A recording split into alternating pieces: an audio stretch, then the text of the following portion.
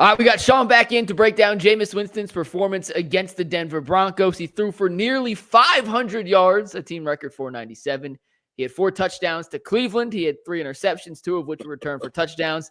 The good and the bad, Shaun, but we're going to cover and start with the good before we get to some of the bad. And this throw in the first half against the Denver Broncos, they was highlighted on TV. Joe Buck and Troy Aikman pointed it out. And if they're going to point it out, you know, for damn sure, we're going to point it out and give Jameis the love he deserves on an absolutely perfectly thrown ball to Jerry Jeudy here.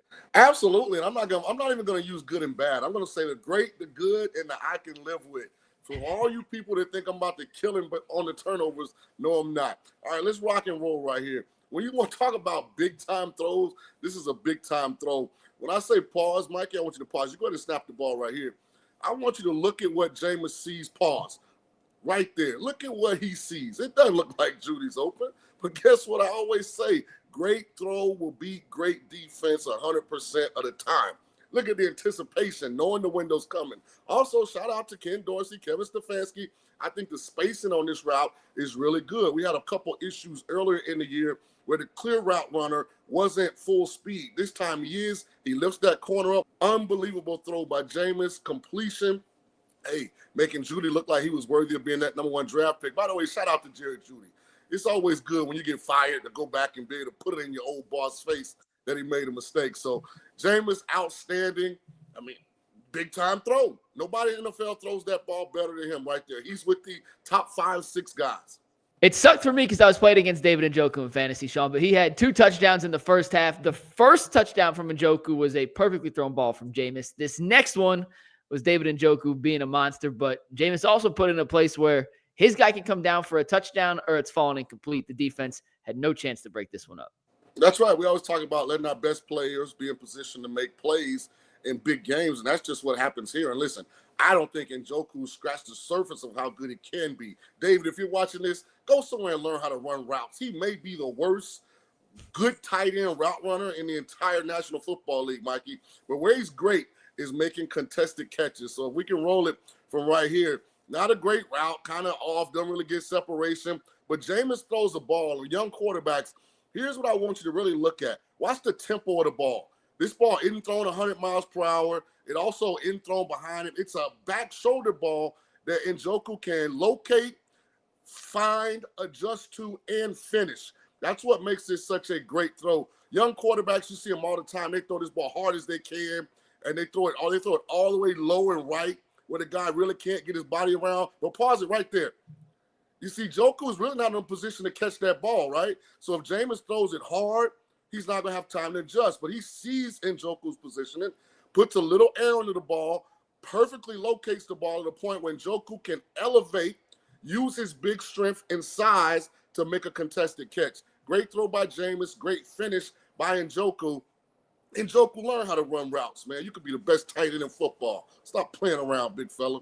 Jerry Jeudy had 235 yards in this game, Shaun, the most any player has ever had in his first game against his former team. And if you're going to put up 235 yards, you're going to have at least one monster play. Jeudy had a couple, but none longer than this 70-yard touchdown bomb delivered on time, in rhythm, and on the money by Jameis Winston. Explain to me what the defense is doing here, because I can't imagine they just decided to let Jerry Jeudy run free 50 yards downfield for the easiest touchdown of his life. Well, first of all, shout out to Stefanski and Dorsey for designing a formation where you got both receivers kind of in a tight alignment, which really kind of forces those defensive backs to worry about throws to the sideline, throws to the vertical, but towards the pylon up the field, and they are able to sneak a little double move in here for a touchdown. If you want to go ahead and roll it, first of all, watch Jameis. I mean, he's composed, he's calm, he's big back there. Great route by Jeudy, which we'll go back and see. And listen, young quarterbacks, here's what I want you to understand.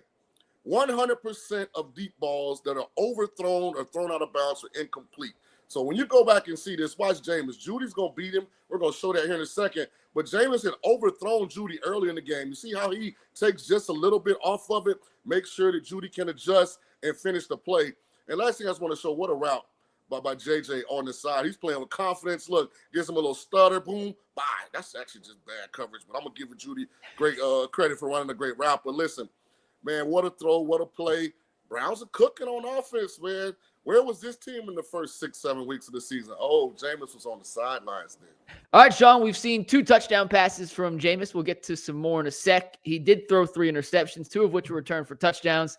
This is the first one. Nick Bonito, an edge player, defensive end, outside linebacker, pass rusher, drops back into coverage, and this is his first career interception. But from the looks of it, it's probably not going to be his last. He had some pretty good ball skills and anticipation on this play here, Shaun. Yeah, listen, I understand when you play at this level, sometimes you eat the bear, Mike.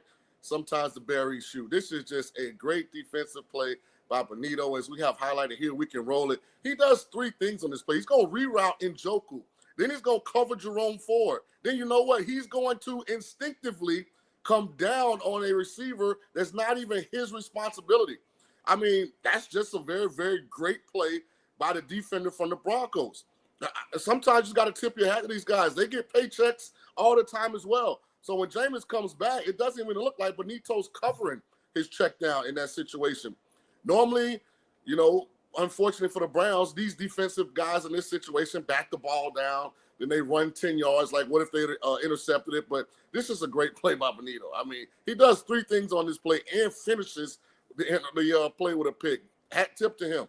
Later on this drive, Nick Chubb would catch a touchdown pass from Jameis Winston, 2 yards out. It was simple, nothing to break down, Shaun. So let's look at the play that got him down into the red zone, into the scoring position. It was a 35-yard play action shot to Jerry Jeudy, who all night long was finding space inside these Denver zones.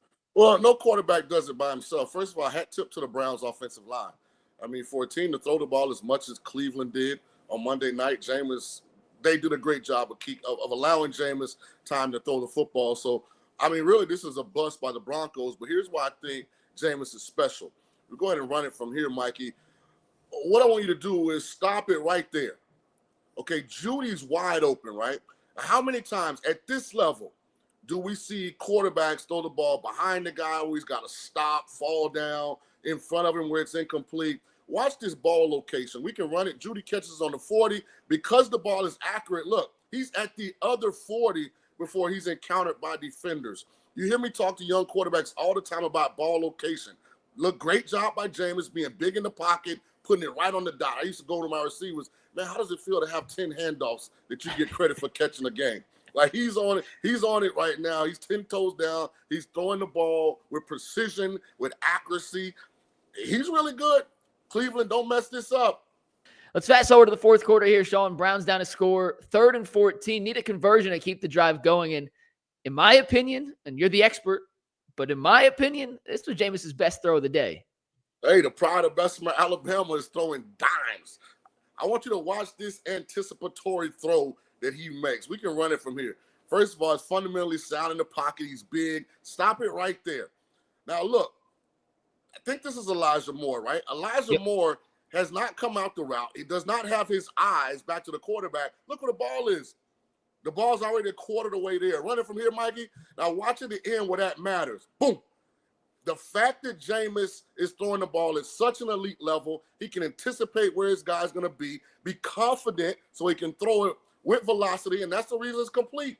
If he waits till Elijah comes out of that route, that ball has no chance of being completed. And he does it with a guy in his face. I'm just telling you, Cleveland, don't mess this up. You got one of the top 12. I'm moving him up 3 spots. It's not top 15 anymore, Mikey. You got one of the top 12 guys right now in this world throwing this ball. Shaun, this is the very next play after that 3rd and 14 conversion. And, well, we've said it time and time again, Jameis can be incredible sometimes, just like all quarterbacks.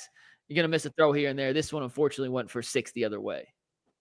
Yeah, and Jameis will tell you this just is a bad throw. Like, I could, coach Elijah Moore a little better. He's got outside leverage there in the slot, and he's running an out-breaking route. So I'd like him to get a little more vertical off his release, maybe get that DB to get vertical and create more space. So at the end of the day, Jameis knows, and all you young quarterbacks out there, when you're throwing out-breaking routes, if you're going to miss, you better miss outside. So we can go ahead and roll it from here. I looked at his feet, his footwork. Fundamentally, he's sound. I just think he just misses. He misses the ball a little bit. He's behind Elijah. Great job again by the Broncos defense. And one thing you can say, they gave up some big plays, but when the Browns made mistakes, they capitalized on them. And that ultimately was the reason they won the game. I mean, this game, there was a one-possession game at the end. Jameis knows he's got to miss that ball to the sideline, but I can live with that. When you throw for almost 500 and 4 touchdowns with no semblance of a run game. I can live with you making a mistake here or there. It happens. Sean, this is the third of Jameis's 3 interceptions after a pass interference call. The Browns set up inside the 5-yard line, and we talk about interceptions all the time. You can live with a few of them. In the red zone, tougher to swallow, and this one, I hope you can explain to me what he was seeing here because I'm not quite so sure. First of all, Njoku, listen, you got to get better, man. I hate when a guy has as much talent as Njoku does, but he just is too lazy or doesn't make it a high enough a priority to be an expert at every part of his position. This is a terrible route by Njoku from start to finish. Let's just highlight him as we go through it the first time, Mikey. Let me illuminate where this starts. First of all, he's not full speed. He doesn't turn around with suddenness, and his angle should be the back pylon. Go back one more time. Let's rewind it to the sideline one more time. So I want people to see this. Right there, I want you to stop it. His angle is the back pylon. Njoku, stop loping around like you're a horse before the actual race starts. When the ball is snapped, you got to be full speed. He should be hightailing it to that back pylon so that Jameis can put air under the ball and the underneath coverage not become a problem. But because Njoku is doing what he normally does, which is loaf around like this is his first time ever playing the game of football, Jameis allows his mistake to become his error. And as you look at it from here, okay, Njoku, get on your horse, change speeds, accelerate, get out of neutral, run fast, please. Shout out to Jerry Jeudy. Did he want to win this game? Absolutely. That's him chasing the Bronco defender down. Listen, Njoku's a heck of a guy when it comes to contested catches. When he gets off the plane, he makes your GM look good because he makes it look like it's a real football team. But right now, as a route runner, Njoku might be bottom third of the league at the position.